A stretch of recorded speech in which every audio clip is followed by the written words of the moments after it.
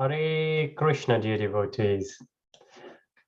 So today we are planning to complete chapter 3. And some of you have informed that you are not here because the weather is good. And unfortunately, it looks like some bug going around as well, because a couple of parents been in touch that the kids are off sick. So I hope things will get better. I hope everybody will get Krishna's mercy. Let's resume to our chapter 3. And today we will conclude chapter 3. And next time when we will join, we will start from chapter 4. So let's seek Krishna and Srila Prabhupadaji's and Acharya's blessings. Feel free to join me in Mangalacharan.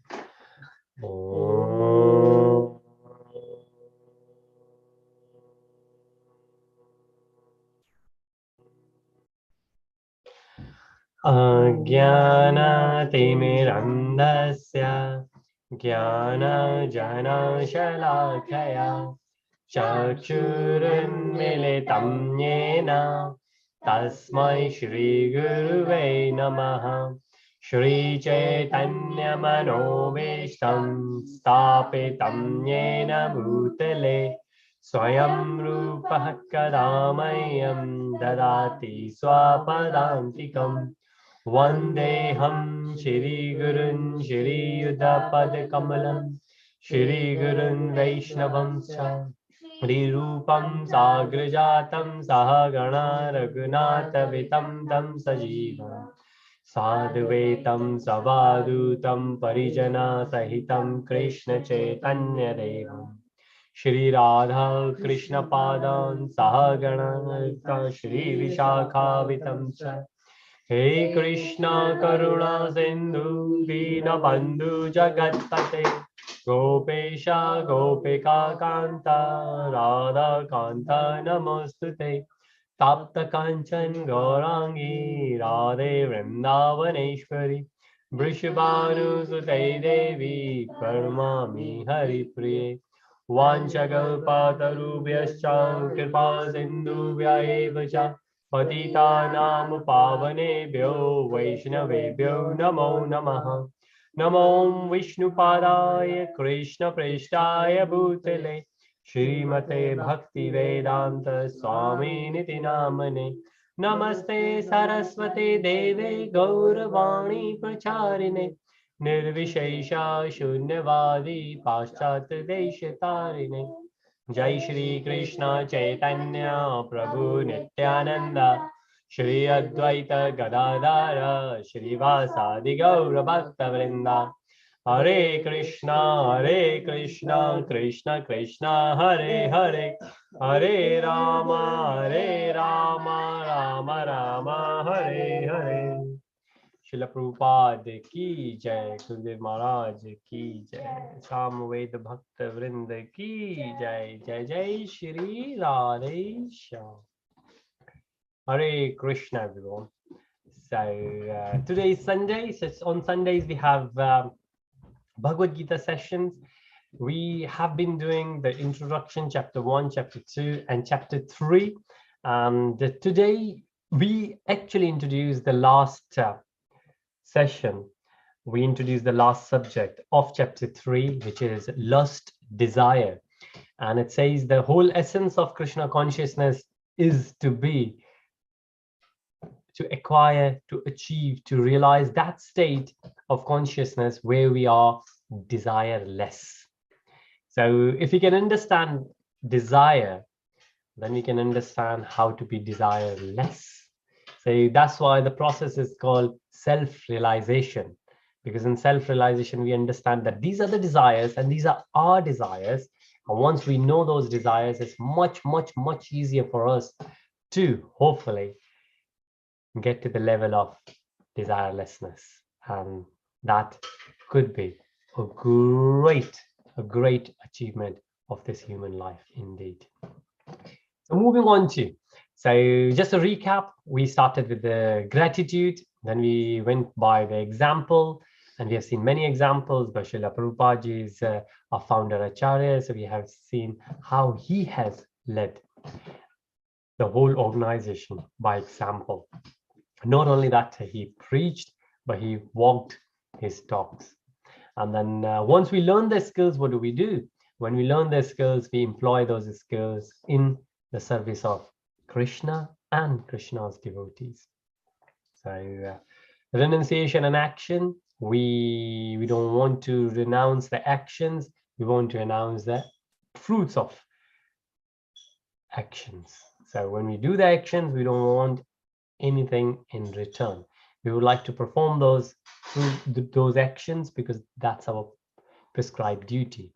And then we understood yoga ladder, which we discussed last session and even before that.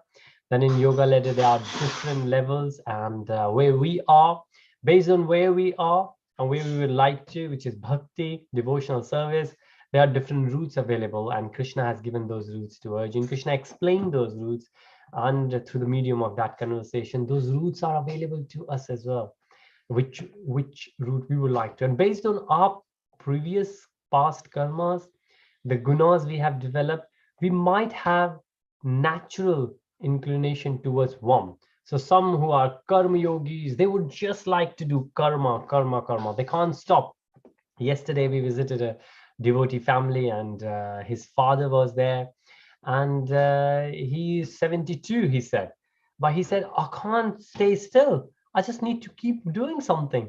And he cleaned the house, he sorted the garden. So my devotee friend is very happy to have his very active dad. But that's all material. How about if you can use all that energy, all that karma in the service of Krishna and devotees of Krishna? Then that karma become karma yoga, which we say nishkam karma yoga, because we would like to serve the Lord and Lord's devotees. Then of course we have the jnana, where most of the devotees like Paramahansa Yogananda ji, Swami Vivekananda ji, they read the scriptures, they understand it, mental speculation, a lot of discussions, and then do the meditation to reach to the level of Paramatma realization. But we would like to move on to the Bhakti Yoga, which is the topmost, which Krishna has confirmed on various occasions in Bhagavad-Gītā to Arjuna. That Bhakti Yoga is the topmost. And in Bhakti Yoga, not only that we meditate, not only that we do the karma, we do karma, so karma yoga happens in form of nishkam karma yoga. Jnana yoga happens in form of buddhi yoga, and all that happens with that feeling of gratitude towards Krishna and those senior Vaishnavas who have helped us to move on to the level where we can engage ourselves into devotional service. And then once somebody has reached to that level, what do? They lead others. And that's the beauty. It's not a race that you would like to become self-realized before someone, or it's not a limited space, a placeholder that only 10 people who will reach there first will get it. No, everyone has a personal, individual relationship with Krishna. So, and Krishna says, those who bring other devotees to me, I get more happier to them. So if there are two devotees, one devotee is just praying to Krishna all the time, always engaged in Krishna consciousness, Krishna is very happy. But there's another one who is struggling, but along with his own struggle, he try other devotees to come along. That why don't you come and struggle with me? And maybe based on your previous karma, your gunas, you will get bhakti before me. And when Krishna sees someone like that person is struggling but still trying to bring many more fallen souls in Krishna consciousness, that Krishna says, I become even more happy. So all the acharyas, they lead by example. And that's another thing which makes Krishna consciousness so beautiful. Srila Prabhupada ji, of course, is another example. And there are many acharyas, if they are here. So for example, we can take the example of Sutapa Prabhuji. We met someone at the temple today who said, I remember Sutapa from the days when he was Bhakta Sandeep. So Sutapa Prabhuji's karmic name was Sandeep. So he said, I remember him when he was there and we were together in the college. And now, if we see, so Bhakta Sandeep became Sutapa Prabhuji for many, many, many years. And after 20 plus years, now he is His Holiness Swayam Bhagwan Keshav Swamiji Maharaj. And he's leading, he has been leading a lot of us anyways, but now officially there's no turning back, and he's going to lead many, many, many more souls. Right? So all these three we have covered. The last one, which we didn't introduce, conquering the enemy. Right? So we have the enemy. It's not that easy to climb that ladder. It's not that easy to be in a state where we can start leading others, because we need to fight the enemy. And who is the enemy? Where is the enemy? And that's the main thing we are going to discuss today. So we have seen all of them. We have seen the ladders. We have seen 3 different ladders, where we have the extended yoga ladder, we have the progressive yoga ladder, we have the express elevator of bhakti yoga. So we discussed last time that how, if we want, we can struggle, and majority of us we do. So there's an animal life, fortunately enough we got human life, and if we are a bit of spiritual, then we do the karma kanda. Karma kanda is where we follow the Vedic injunctions to serve, to pray, to worship the demigods, and we do it with the intention that we would like to get something back in return, and that's karma kanda. So we are doing karmas, we are doing the yagyas, but we have fruits in mind, what we would like to have it back. Then we have sarkam. So sa, or just pure karma yoga, sakam karma yoga, where we do things, we do good things, and we expect good things back. And this could be that we do good karma because we would like to go to heaven. Right? Now, heaven is a much elevated place than planet Earth, Bhumandal. Oh. But if you think about it, it's the heaven and similar places, higher planetary systems, they are considered as a holiday destination. We could go there, we can enjoy, but we got to come back, because we cannot go to the spiritual world from there. So even though we are doing the good things, even though we are going to get the good results, but that's not what we would like to do, because the destination, the longer term end result is not what we would like. So what it is, we would like to do Nishkam Karma Yoga. And this is what Krishna says, that Antakale, at the right at the end of the life, when the soul is leaving, so the soul is spiritual and the body is material. When the spiritual soul is leaving the material body, then the opportunity is there for the soul, if the soul will think, will desire of Krishna, when soul will go back where Krishna is in a spiritual world. If the soul will think of material things, soul will come back here. Hare Krishna Mataji. Then with Hare Krishna Prabhuji, Hare Krishna. First, one question to ask, if I may, please. Yes, please, Mataji. Thing is, when the soul leaves the body, decides to leave the body, Yes. or leaves the body, does the super soul leave at the same time, the Paramatma?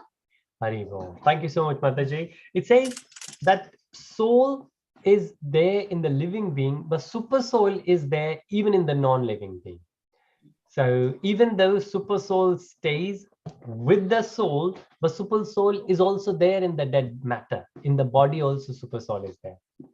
So for a while, that soul will be alone, and the super soul will stay in the body, in the dead body, in the matter.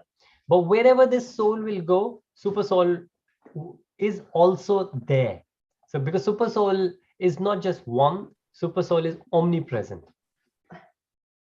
So if you think of it, the super soul in the body will stay in the super soul, and the body will get dead, and then obviously we burn the dead body, and super soul, wherever that soul will go, whether the soul will go into a new body, the new super soul will be there, because super soul is the same everywhere, but the part and parcel of Krishna, part and parcel is different in all different devotees. So super soul could be very confusing because it's omnipresent, which means that at the same time it's here, at the same time it's somewhere else as well. But Okay. yes.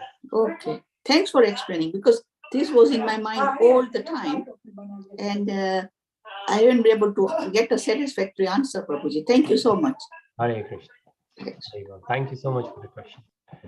So now where we are in Nishkam Karma Yoga, NKY, this is where we don't expect anything, any results back.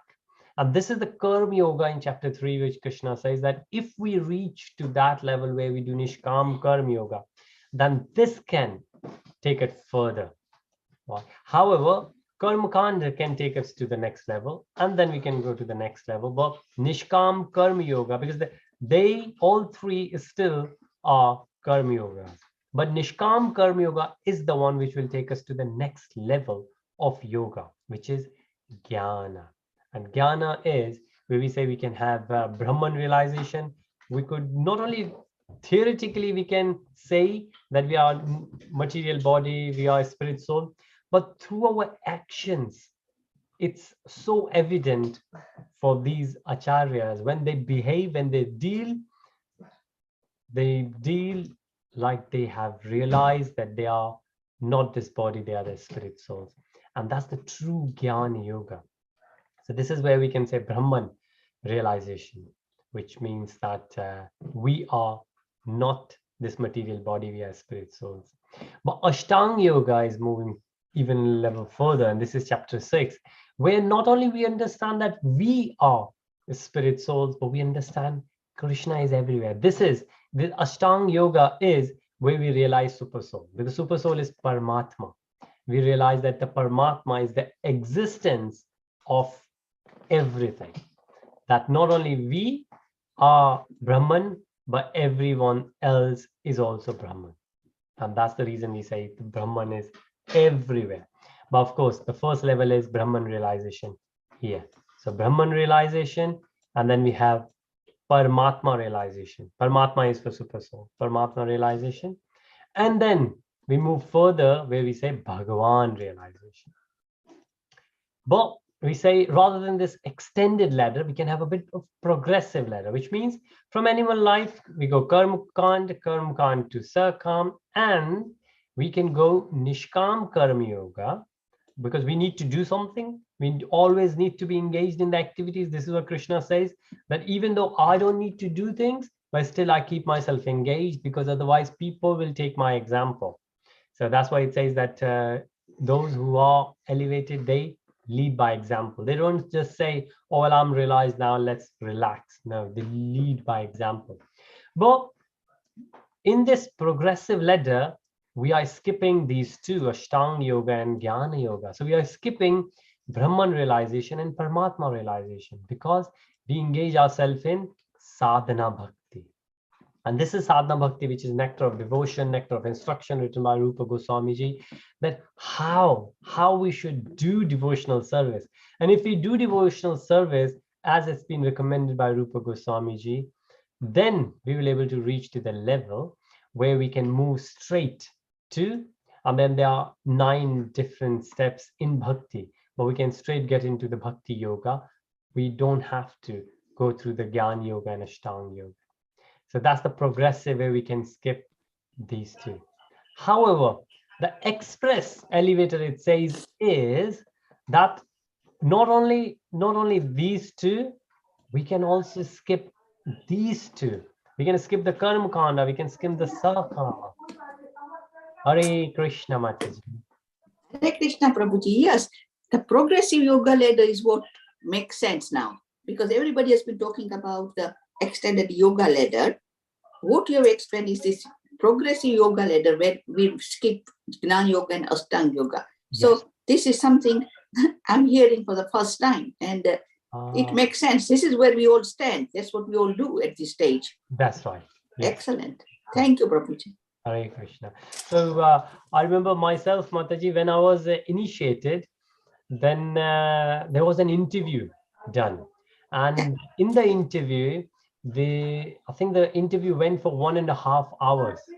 And in that interview, the Prabhuji asked one question, and that question was that what kind of bhakti we do. And I said, what kind of bhakti?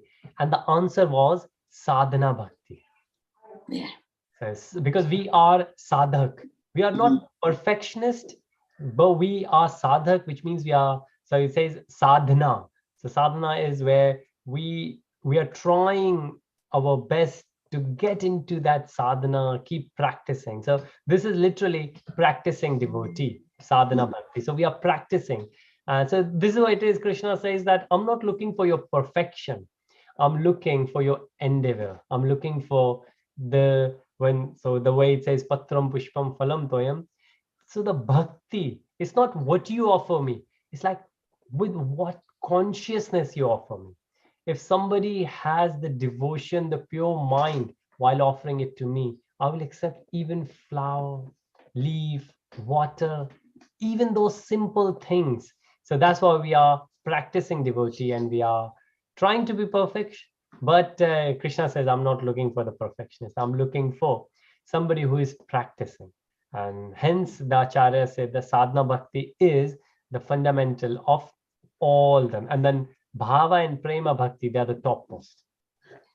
They are the ones where once we reach there, then we don't fall. And this is where gopis were. That when in Srimad Bhagavatam it says that when Krishna was leaving material world, Krishna said to his cousin Uddhav, that Uddhav, go and teach to those gopis. And Uddhav said, okay, I will go. But Uddhav was Jnani. Uddhav wanted to give a lot of jnana to gopis of Vrindavan, of Braj. And they said that, oh, you're saying that we should remember Krishna. We don't want to remember Krishna. We actually want to forget Krishna. Do something so we can forget Krishna. And then Gopi said that, whom we hate the most? We hate Brahma the most, because he's the creator and he created these islets. Because every time we have to blink, and then why? Krishna was there right in front of us and we have to blink our eyelids. Why? Even though it's so minute, we don't realize it. And when Uddhav realized that this was the consciousness of gopis, then he understood that they were in bhava and prema state, and he was just a jnani who came there to give the knowledge. But then he understood that Krishna has sent him there so he can get bhava and prema from gopis. So that's why gopis are considered as the most purest devotees, and we all are sadhak, and we always eager to get their blessings so we could one day hopefully reach there. Hare Krishna. So indeed, that's progressive yoga ladder, where we have these two separate, because we slowly go there. When the expressive, where devotees, and I've met some of the devotees whom they didn't do any karma kanda, they didn't do any good work and all. They just, so some of the students we see, and so actually today the devotee I met, he was so Prabhuji and Mataji, they were husband and wife, and their son's name was Nimai, and he was there in the Krishna club, and our kids were there in the Krishna club as well in the temple. And that's where they said that both of them, they joined Pandav Sena when they were 16, 17, which is nearly 35 years back. And so they didn't do any karma kanda or sakam kriya, not even nishkam karma yoga. They just got the devotees association, and that's it. They surrendered it. They realized that this is what they got to do. So when we get the association of pure devotees, so one of them was friend of Sutapa Prabhuji, when Sutapa Prabhuji was Bhakta Sandeep in the university. and he got his association, and he just surrendered. So if we are so lucky to get the association of pure devotees, then the only thing we need to do is to surrender. And if we surrender, then our sadhana bhakti starts straight away. And then how long it's going to take at sadhana bhakti is purely up to us. It's like how long it will take to clean this vessel. Well, it's on to the vessel. One vessel could be clean, another vessel could be very dirty. So again, how dirty we are, how many desires we have, and how we are honest with us, how much endeavor we are doing for the sadhana bhakti. Are we one of those who go to the temple once in a week and that's the only time we are thinking about Krishna? Or are we one of those who struggle every day, try to take the name of the Lord?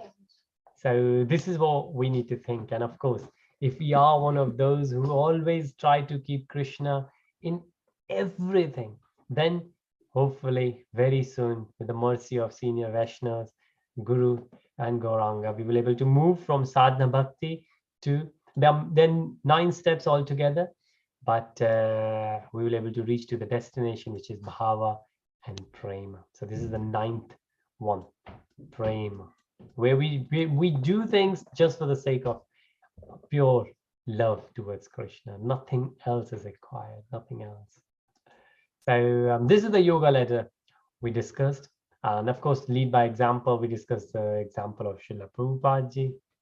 And then Arjun is a classic example. So he was a Kshatriya, but he surrendered to, in chapter 2, verse 7, Karpanya doshopahatasya bhava pachami kam dharma samuracheta. So he's saying that Krishna, I surrender unto you. So surrender is indeed the main part of the devotional service. And Srila Prabhupada ji always said that if we don't surrender to Krishna, we will surrender it to the Maya, to the material objects, material senses. So we need to surrender to Krishna. And then a lot of things come into picture, that without desires, we will go desireless, which is much more powerful state, considering somebody who is the richest man on the planet and who can buy everything. So somebody asked the question that which state I should be. Should I be one of those who is desireless, don't have any desires, or should I be someone who can buy all things in the world, who is much more powerful than anyone, who can do everything? Then our answer is still to be desireless. That state, Chanakya Pandit said that to be desireless, which means, in other words, to be content with what we have, not to expect anything else. What we have, if you are content with that, that's the most and the biggest happiness anyone can get in this human life. And this is the purpose of the life. And the only way we can get it, when we are attached to Krishna rather than material things. Because if you are content with material things, then hopefully, well, the way it goes, sooner or later, those material things will go. So when the material things will go, then of course we will go down, and then the things will go bad. So as soon as we will leave the claim to the proprietorship, kids these days, they fight a lot. Oh, this is mine, this is mine, this is mine. But we need to understand nothing is ours. When we were born, we didn't have anything. When we will die, we won't have anything. In between, we try to become the proprietor and the owner of so many different things. If we think about it, it's so silly. So we can't be proprietor, we can't be owner of anything. And at the same time, desires, what kind of things we can desire, what kind of things we desire. If you think about it, especially when the children are growing up, children think about it. Children say, oh, I can't think. So we recently cleaned Shivani's room, and then she found out so many things, and she said, I used to play with them.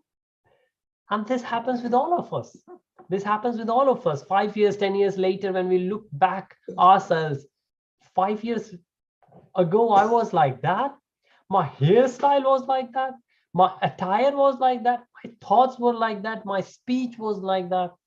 A lot of devotees, they discuss that how was my life And I've met some devotees, one particular devotee who, when we were discussing about Srila Prabhupada, tears rolled down from his eyes. And he said, I was suffering in the material world day in, day out. But when I got the books written by Srila Prabhupada, my whole life got transformed. I don't have anything material, but still I think I'm the happiest person on the planet. Reason being, and then he showed me the book. He said, because I got the knowledge, the Vedic wisdom, which is eternal. And because of this eternal wisdom, my happiness is eternal. And I said, Hari Bol. That's the Krishna consciousness. That happiness doesn't rely on the material things, but rather it's spiritual.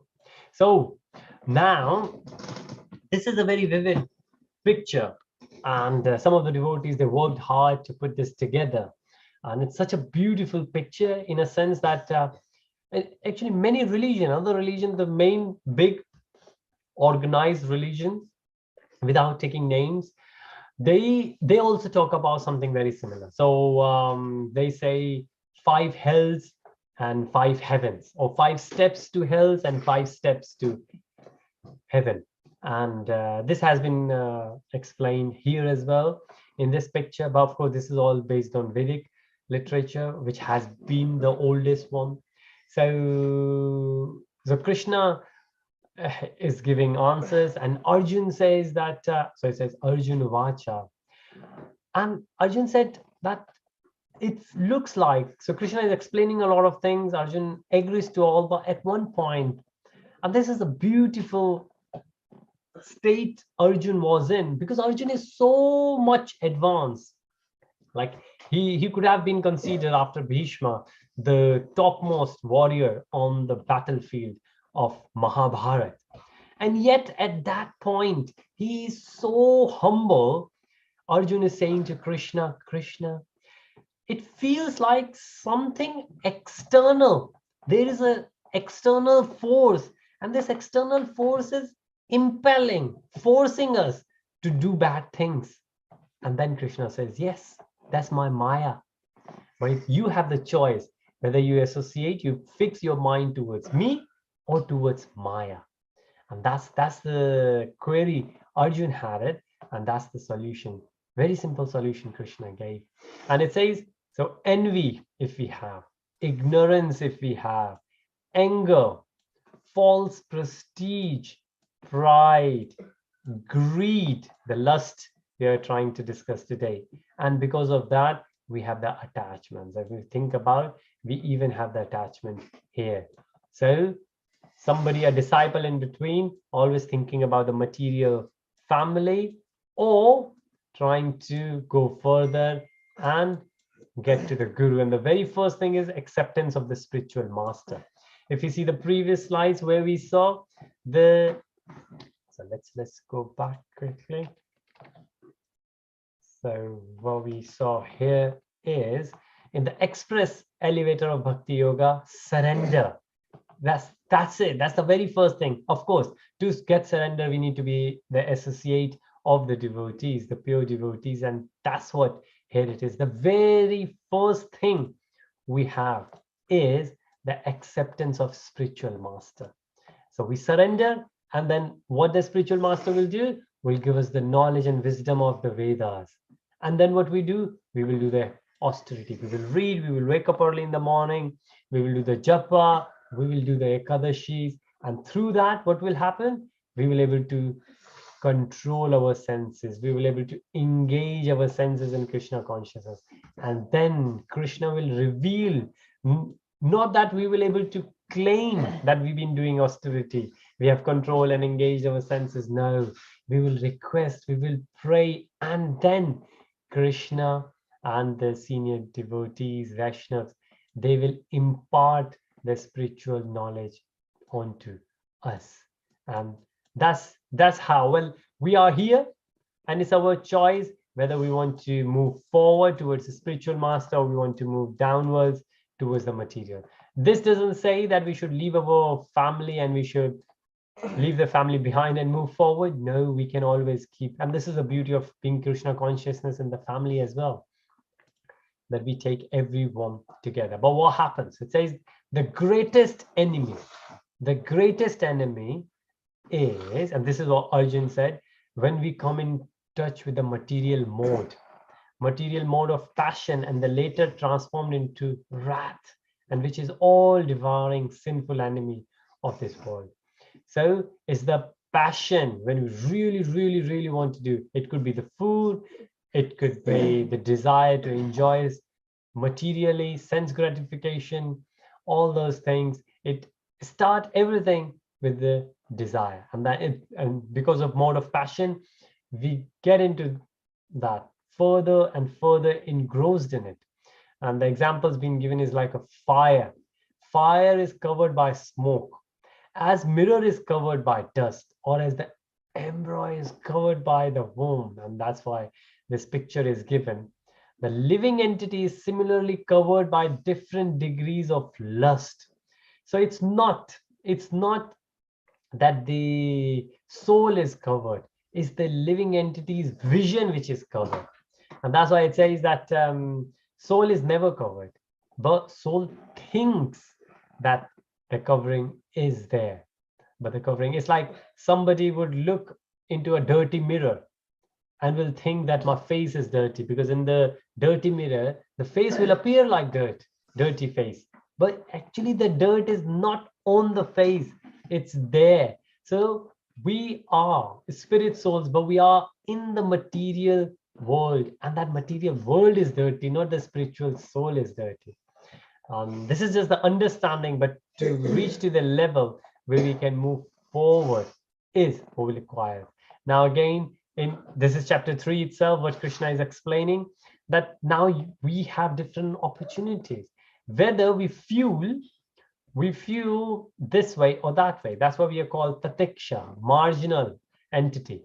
So spiritual is internal energy and external is material energy. We are human beings, living entities. We are in the middle. We have a choice. We can try to make ourselves spiritual towards internal energy, or we can try to spend more time in sense gratification, falling down in the material world. So thus the wise living entity's pure consciousness becomes covered by his eternal enemy in the form of lust. Lust, greed. Say in the picture, there are many. It's like somebody is killing someone, why somebody is trying to steal somebody's money, somebody is trying to. So these are the four regulative principles. If we get into the details, that's the reason 4 regulative principles are there in the Gauriya Math, where if we restrain from those 4, then we will able to control our lust and control our desires. It's very beautifully made by the acharyas. And then this is, so we have discussed this before as well, this is a great way to remember what's happening with us, and then we can move forward to conquer the enemy. But to understand, so first we understand, only because when we can understand, then we can move towards the solution. So when we go to the doctor can say, take this medicine, go home, you will be okay. And you can take the medicine and go home and you could be okay. But you might say to doctor that, doctor, could you please let me know what has happened to me? And could you also let me know how this medicine is going to cure me? So very first thing, what has happened to me, which means what is the disease, why I am so conditioned, and then how the medicine you're giving to me is going to treat that condition of mine. So there are 2 things, my current state and the solution. So this is where the current condition has been explained in this picture. And it says the senses, the mind and the intelligence are the sitting places for this lust, which means these 3 are the places where the lust could be. And in Bhagavatam, it says when Maharaj Parikshit was there, and then Kalyug came, and Kalyug said, where shall I go? So Maharaj Parikshit gave him few places, and these were some of those places as well, where so these things could get bewildered. These things could get polluted, could get conditioned. And the only way to keep them in Krishna consciousness is to engage in those activities which are in Krishna consciousness. So senses are there. So there are 5 senses. So of course we have eyes, we have nose, so we need to smell, we need to hear, we need to watch, right? We can't really close our eyes. We can't have our ears closed all the time. No. But what we need to do, we need to engage these senses, which means the horses are there, they are going to run. So these 5 senses, they will run. We can't control them. The only thing we can control is that we can decide in which direction they run. So rather than these horses running towards the material sense gratification, we can engage these horses, these senses, so they will go towards the Krishna conscious activity. And this is another thing we were discussing this afternoon earlier in the temple, that how Pandav Sena, they engage the teenagers. And teenagers, they are full of energy, full of creative energy. They would like to do things. They don't want just to sit and discuss philosophies. They really want to do something. They would like to do the drama. They would like to do the debates. And then how about if we give them the Krishna conscious drama to perform, Krishna consciousness topics to debate. And if they want to go on holiday, then go on the yatras together. This is actually what's happening. So I think in summer, in July or August, Pandav Sena is going to Belgium, Radhadesh. And I think there is another one planned in Vrindavan in Florence in Italy. And they both are beautiful places. Luckily enough, we've been there. And the devotees, they will take their children, and some of the children, they are welcome to join, and they will go there and spend beautiful time there, which of course summer holidays, they need to go somewhere. But why not spend their holidays in Krishna consciousness? And this is all about engaging the senses, engaging the mind. So who is controlling these senses? The reins, and the reins are the mind. The mind is engaging these senses. So my mind will tell me what to watch. My mind will tell me what to smell, what to eat, what to hear. And how that mind is making that decision. That mind is making the decision because the intelligence has given the information to the mind that this is good, this is better, this is your previous experiences, that you enjoy this better than that. For example, if there are 2 oranges, or there are 2 apples, let's say, red apple and the green apple. Now, most of the time, red apple is much sweeter than green apple. Now, if we have experience, if we don't have experience, we will just taste it. And now the intelligence has stored that red apple is sweeter and we like red apple more than green apple. Next time when we will go, we will automatically go towards the red apple. Why? Because the intelligence remembered from the previous experiences that red apple is, you really, really enjoyed that. So intelligence will tell the mind that this is what you enjoyed. And then mind will go and tell the senses, you want to grab it. And then hands are also one of those out of 23, one element which go and do the actions. So it's part of what we call tanmatra. And that's how the activity is done. It all starts with the intelligence. Now, if the intelligence is what we say purified towards, so there is a false ego in between.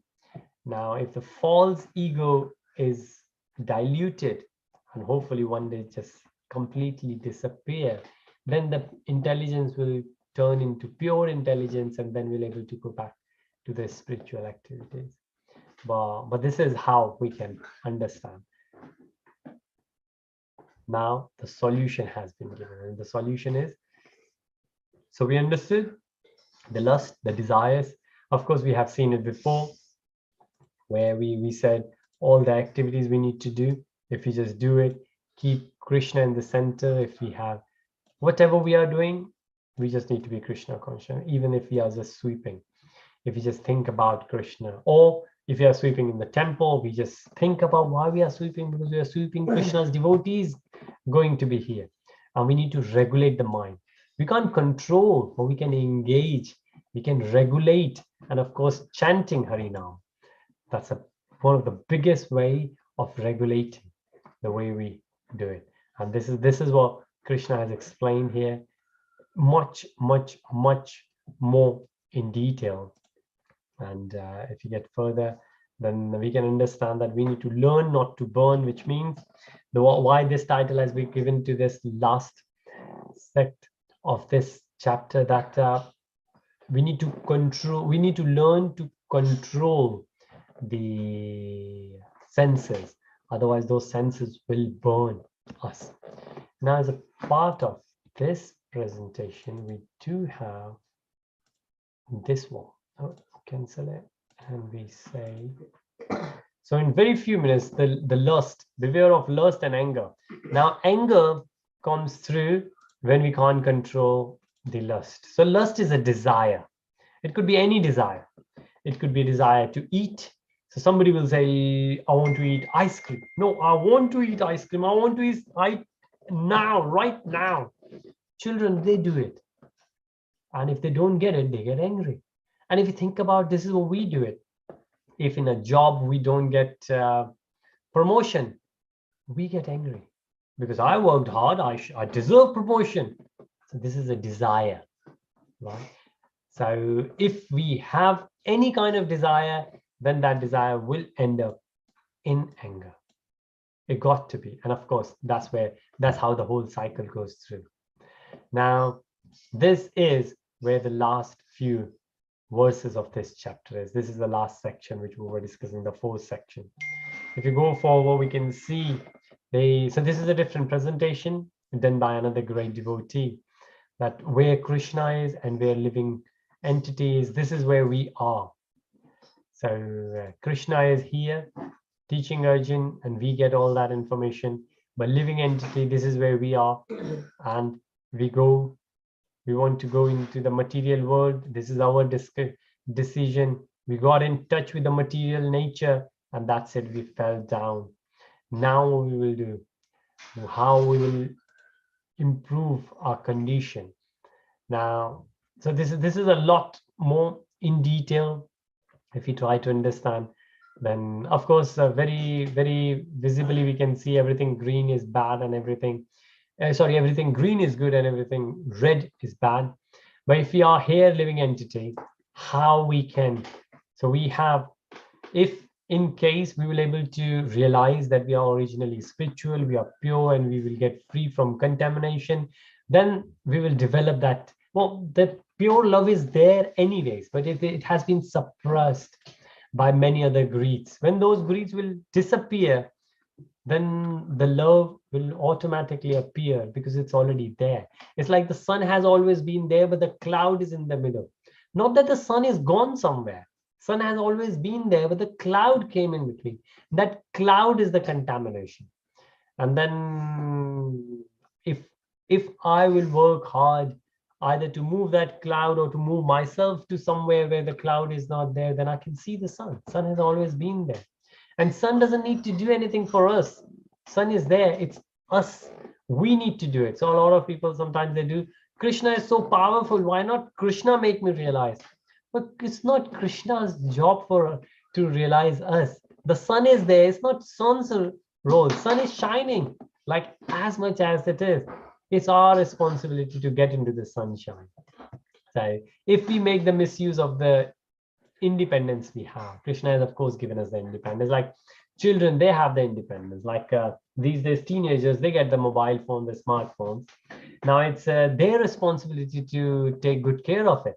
If they don't, then of course the parents, they take it back and they don't give it, or maybe they give it for a week and again they realize, and then they take it back again. And this is what Krishna does. Krishna gives us things. If we make good use of it, Krishna gives us more. If we don't make good use of it, Krishna never gives us back. And that's the reason all those devotees who are always ready and eager to share things, they get a lot more, because Krishna knows that I will give it to these devotees. They will go out and they will share with others. So misuse of partial independence, if we have done, come in contact with the mode of passion, then our eternal love for Krishna has been transformed into lust. Like what we really wanted to do it for Krishna, and now we would like to do it for ourselves. Another example, somebody in Morrison's, in Sainsbury, a cashier is there.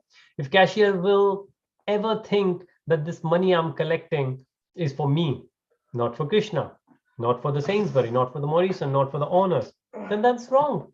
That money has been collected for the owners, for the shop, for the market, supermarket. But the person will make the wrong decision because the person has the flexibility, because the trust has been given. So if the person will not follow, then that's what the desire is, that's it. Because of the imperfect senses, then the person will fall down. Person will fall down. There's no other option. So this has been explained so much in detail that we cannot satisfy the greed ourselves, and when we will not able to satisfy, then we will get angry, as we said. And that when we are angry, then we fall into mode of ignorance. Like we have seen the examples where while watching the cricket, some devotees, they just break their TVs.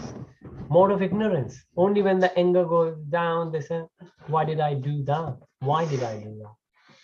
So if we learn to take care of this, then it's much easier. So the analogy we have seen, analogy of the smoke, the dust, and the womb. So this is another presentation of a similar thing. A lot more characteristics of lust is given. That of course our pure consciousness gets covered. Of course, lust will bring the ignorance, like we have seen. And what will happen with that? We will get much more. It's like one of the person who goes out there and they start go to casino and start betting. So maybe just put the bet of £10 and lost £10. Now to get that lost £10, the person might spend 10 more. And before the person realized, person might have spent thousands there. And it all started with that £10.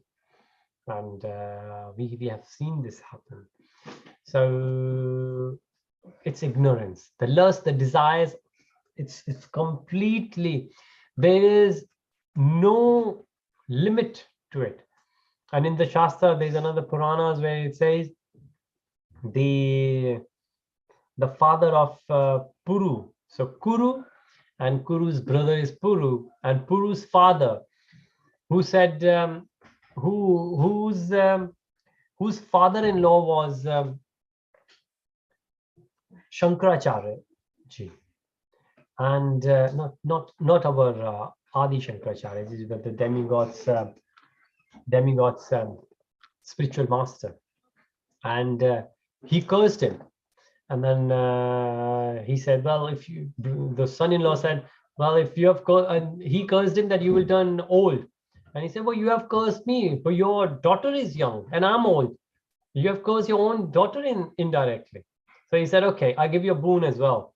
Go and find any person who can exchange his youth with you. He will become old and you will become youth. So then that father, that king, went to all his sons, and he had 4 sons. And the first 3 sons said, no, we can't do that. We are young and you're old. We can't change it with you.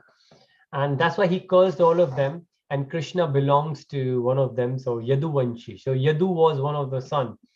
And so the father of Yadu said that, okay, if you say that, none of you will ever become the king or will not stay there for long.